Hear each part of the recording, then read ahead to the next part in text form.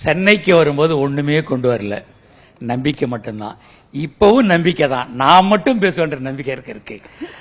முதலிலே என்னுடைய கவிதை சொற்களாக நான் துவங்குகிறேன். சென்னை வாழ வைத்த தென்னை, வாழ வைத்தது என்னை. முகமூடிகள் நிறைய, புகழ் உரைகள் நிறைய, பொருள் புகழ் தேடும் ஓட்டத்தில் இடிபாடுகள் நிறைய. ஆனாலும் விழுகையில் தூக்கிவிட இதயங்களும் நிறைய.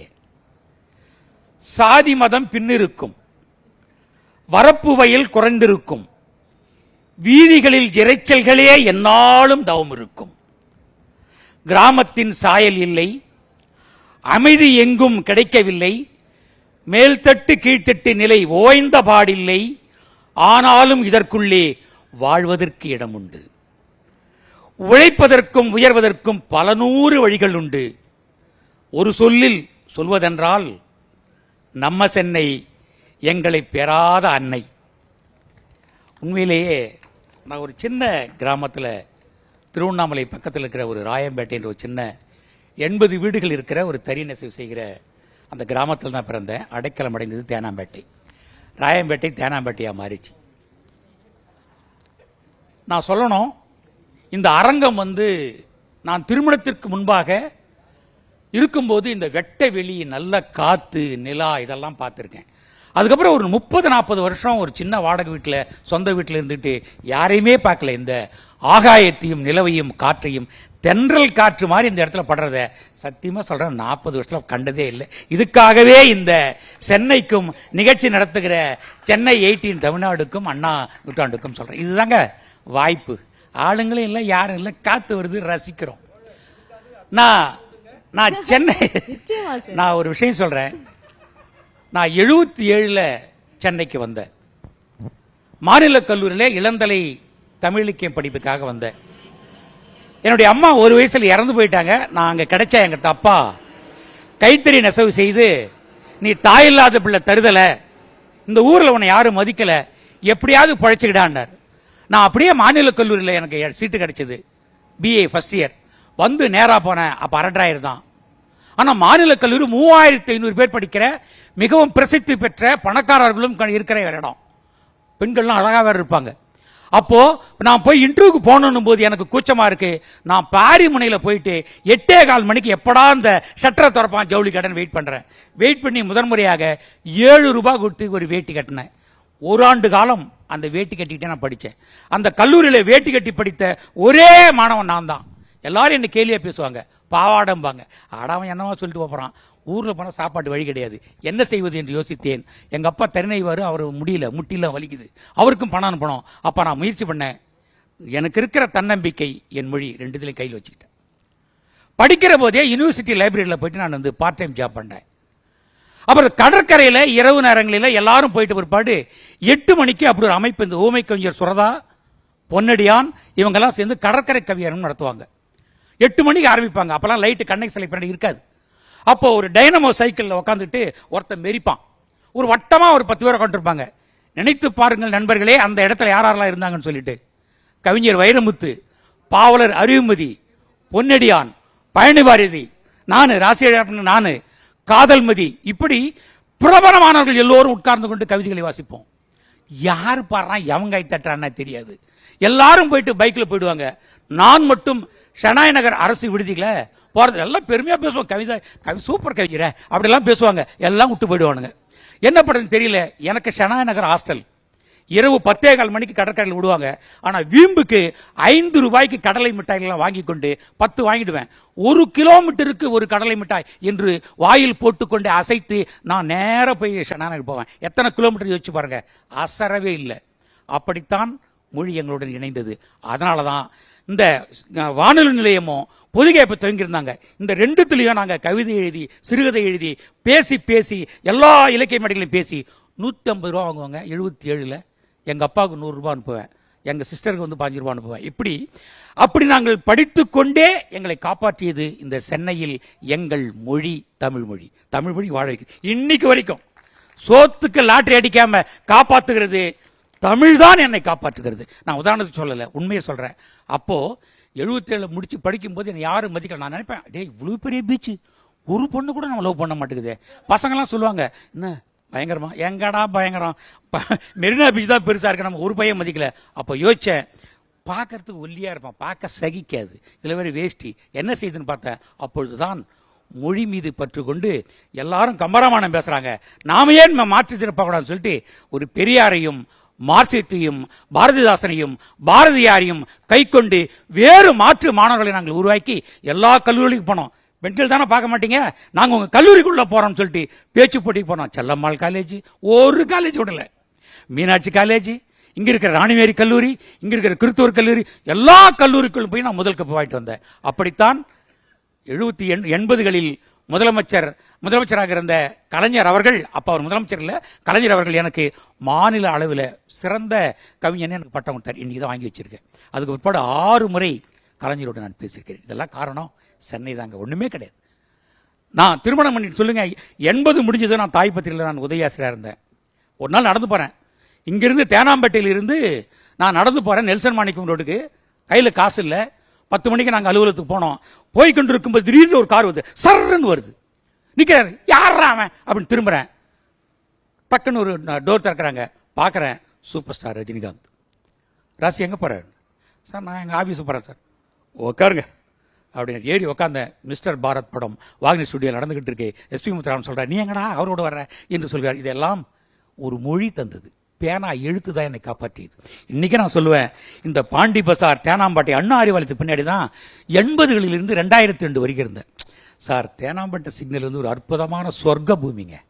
அங்கே ஆனந்தான்னு ஒரு ஹோட்டல் இருக்கும், அது பக்கத்தில் 92C அப்படின்னு அண்ணா சாலைன்னு ஒரு பில்டிங் இருக்கும்.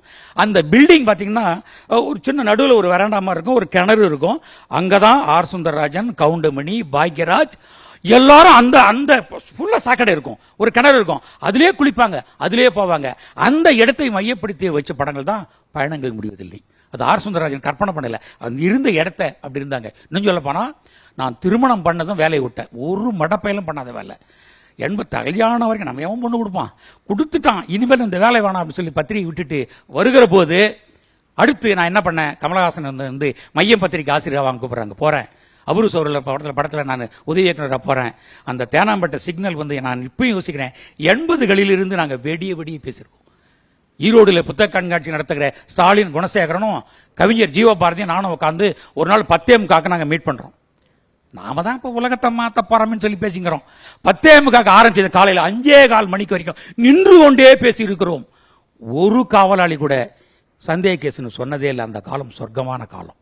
பனகல் பார்க்கலாம் போய் நைட்டெல்லாம் உட்காந்து எழுதுவோம். அங்கே ஒரு கேரளாக்காரன் வந்து கடன் கொடுப்பான் பாருங்க, எழுத்தாளன்னு சொல்லி நம்பி கொடுக்குறோம், கேரளாக்காரன் கொடுக்குறான். நாங்கள் டீயும் பன்னும் வாங்கி சாப்பிட்டுட்டு கவிதைகள் எழுதுவோம். அதுதான் குங்குமத்திலும் சாவியிலும் தாமரையிலும் செம்மலிலும் படமாக வந்தது. நமக்கு ஒன்னே ஒன்று தாங்க, இந்த சென்னை வந்து வெளியில் போன்னு சொன்னதே இல்லை. இந்த பார்க் இருக்க எனக்கு ஒரு சொர்க்க பூமி. நான் ரொம்ப கஷ்டப்பட்டுட்டு இருக்கும்போதெல்லாம் பார்த்தீங்கன்னா ஜீவா பார்க்கில் உட்காந்து எழுதுவேன். நாகேஸ்வரா பார்க்கில் எழுதும்போது கவிப்பேரரசு வைரமுத்து அவர் எழுதியிருப்பார் மணிரத்னம் பாட்டுக்கு. நான் எனக்கு எவனும் மதிக்க மாட்டான், நான் ஒரு பக்கம் ஒரு மரத்துக்கடி எழுதிட்டு இருப்பேன். நான் ஒரு திரைப்படம் எழுதுகிற போது எனக்கு ஹோட்டல் போகிறது ரூம் இல்லை. நடேசன் பார்க் கண்ணதாசன் வீட்டுக்கு எதிரில் உட்காந்துட்டு நான் எழுதுறேன். எழுதிட்டு தான் அந்த ஸ்கிரிப்டை முடித்தேன். அது வண்ணத்து பூச்சியாக 2 மாநில விருது வாங்கிச்சு. இன்னொன்று இல்லை, என்னை ஏண்டா பொண்ணு கொடுத்தேன் அப்படின்னு எங்கள் மாமியார் வந்து எனக்கு கேவலமாக பேசுகிறாங்க. என்ன பண்ணுறதுன்னு தெரியல. அப்போ சொல்கிறாங்க, மளிகைக்கடையில் பொட்டலம் மடிக்கணும்னு கொடுத்தா கூட படிச்சிருப்பான், இவனு போய் பொண்ணு கொடுத்தவங்க என்று சொல்கிறார்கள். எனக்கு என்ன செய்ய தெரியல. அழுதுகிட்ட 20 ரூபாய் கையில் வச்சிருக்கேன். கண்ணதாசன் வீட்டு பக்கத்தில் ஒரு பொட்டி கடை இருக்கும். ஒரு 10 ரூபாய்க்கு பேப்பர் வாங்குறேன், ஒரு பேனா 5 ரூபாய்க்கு வாங்குறேன். வாங்கி எதிரில் உட்காந்துட்டு 4:30 மணிக்கு ஒரு கதை எழுதுறேன். 5:30 மணிக்கு முடிச்சுட்டு ஒரு கவரில் போட்டு யாருக்கும் தெரியாமல் வீடனுடைய அந்த போஸ்ட் பாக்ஸில் போட்டு வர்றேன். சில மாதங்கள் கழித்து முத்திரை கதையாக 5000 ரூபாய் பரிசுன்னு வருது. அந்த பரிசு பணத்தில் தான் என் மகனுக்கு முதன்முறையாக ஒரு சைக்கிள் வாங்கி கொடுத்தேன். கண்ணதாசன் சிலை ஏற்ற மாதிரி இருக்கும் ஒரு சைக்கிள் கடை. 4800 ரூபாய்க்கு சைக்கிள் வாங்கி கொடுத்தேன். ஆக என்னை சென்னை ஒரு நாளும் என்னை தூக்கி எறிந்ததில்லை. என்னை யாரும் வந்து மதிக்கலன்னு சொல்லவே முடியாது. எனக்கு ஒரு மாணவர் போராட்டத்தில் அல்போன்ஸ் ராஜான்னு ஒரு நந்தன கலையில் கிடைச்சான். காரவண்ணன் ஒரு நண்பன் கிடைச்சான். இப்படி ஒரு மிகப்பெரிய வறுமையில் மிகப்பெரிய ஒரு பாக்கியம் கிடைக்கும். சொல்ல போனா அபூர்வ சகோதரர்களில் வந்து ராஜா கைய வச்சா அந்த பாட்டெல்லாம் எடுத்துட்டு வீட்டுக்கு போறேன். வீட்டுக்கு போனாக்கா அவங்க சொல்றாங்க, சாப்பாட்டுக்கு வழி இல்லை, அப்போல்லாம் வந்து கரசினில் தான் ஸ்டவ்வில் தான் வந்து அடிச்சுட்டு இருப்பாங்க. அப்படி நாங்கள் சொல்ல 300 ரூபா வாடகை வீட்டில் சும்மா 8 கட்டில் உட்காந்துக்கிட்டு இருக்கோம். அப்படி சிரமப்படுறோம், உட்காந்துட்டு இருக்கோம். என்னடானாக்கா 2 குடம் தண்ணி வருவதற்கு நாங்கள் வெயிட் பண்ணுறோம். இரவு 1:45 மணிக்கு ஒரு லாரி வருது, அடிச்சு பிடிச்சி எல்லாரும் எழுந்து போய் 2 குடத்துக்காக அந்த கீழே நிற்போம். அந்த ஒரு குடத்துக்கு 1 ரூபா கொடுப்போம், ஏன்னா அந்த இலவச சேவை பண்ண இருப்பாரு. இப்படி வறுமைகள் எல்லாம் எங்களுடைய வாழ்க்கையின் அனுபவங்களாக எழுதி எழுதி நாங்கள் வந்து படைச்சோம். அது எங்களை கைவிட்டு விடவே இல்லை. வறுமைதான் வளம். சென்னையில் வந்து யாருமே நல்லவங்க கிடையாது, நாம நல்லவங்க அடையாளம் காமிச்சா எல்லாரும் நல்லவங்க அப்படின்னு தான் கத்துக்கிட்டேன். நான் நிறைய பேசிட்டே இருக்கலாம். அவ்வளவு செய்திகளும் சங்கதிகளும் இருக்கிறது. பூங்காக்கள் வாட்ச்மேன் ஒரு நாளும் வெளியே சொல்ல மாட்டான். இன்றுதான் நடைபாதைவாசிகளுக்கும் யோகாக்காரர்களுக்கும் கிடைத்து விட்டது. மக்களுக்கு பயன்பட்ட பூங்காக்கள்லாம் இப்போ வந்து வேற மாதிரி பயன்பட்டு கொண்டிருக்கு. அப்பொழுது சென்னையில் ஒரு போலீஸ்காரன் ஏன்டா டே யாரா நீ கேட்க மாட்டான், தலையை பார்த்து மதிப்பான். இப்பதான் ஹெல்மெட் போட்டான் மதிக்கிறான். ஆக சென்னை என்னுடைய வாழ்நாளில் பல பதிவுகளை இன்னைக்கு வரைக்கும் ஊர்ல போனா ஒரு பயம் மதிக்க மாட்டான். ஆனால் சென்னை ஒவ்வொரு நாளும் என்னை செதுக்குகிறது. நான் எப்படி கிராமத்திலிருந்து வருகிற போது 0 என்கிற பெரிய தன்னம்பிக்கையோடு வந்தானே, அதே தன்னம்பிக்கை இப்பொழுதும் இருக்கிறது. நான் 0 தான், ஆனால் சென்னை என்னை ஹீரோவாக மாற்றி இருக்கிறது. அதுதான் நான் மிக பாராட்டுவேன் சொல்றேன். எங்கெல்லாம் மனிதாபமானம் இருக்கிறதோ அங்கெல்லாம் மக்கள் இருக்கிறார்கள் அர்த்தம். இந்த சென்னை அழுக்காக இருக்கிற மிக மனிதாபமானம் மேன்மைப்படுத்திய இந்த சென்னை தான் என்னுடைய ஊர். எனக்கு ஊர் இல்லையோ, என் பிள்ளைக்கு இதுதான் ஊர்.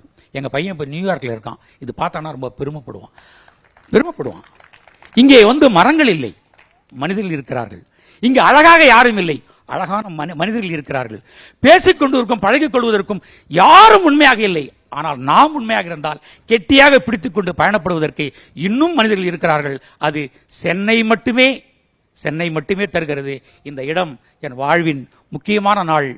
40 ஆண்டுகளுக்கு முன்பாக பேசிய அதே ராசி அழகப்பனை மீண்டும் நீங்கள் நிற்க வைத்து பேச வைத்திருக்கிறீர்கள். மக்களே, எதற்கும் பயப்படாதீர்கள். நகரம் என்பது நகர்ந்து செல்கிற எல்லாரையும் கட்டி அணைத்துக் கொண்டு ஒரு இடம் கொடுக்கும். அதுதான் நம்ம சென்னை, என்றும் சென்னை. வணக்கம். ஒரு சின்ன கேள்வி சார்.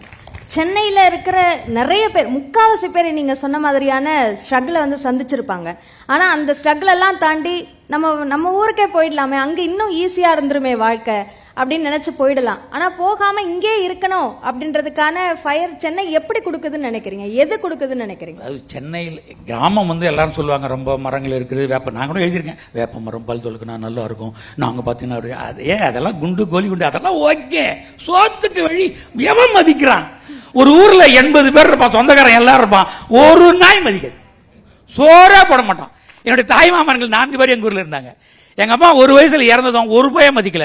எங்க செத்து போயிட்டாங்கன்னா நமக்கு சோறு போடணும்னு சொல்லிட்டு அப்படியே கைட்டி விட்டாங்க. ஆனால் சென்னை ஒரு நாளும் கைவிடல. யாரோ முகம் தெரியாத ஒருவன் இன்னைக்கு வரைக்கும் நண்பனா வச்சிருக்கான். கிராமம் சொல்வதற்கு அழகு, நகரம்தான் வாழ்வதற்கு பேரழகு. அதை குறைச்ச மதிப்பிடவே முடியாது. சூப்பர் சார், நன்றி.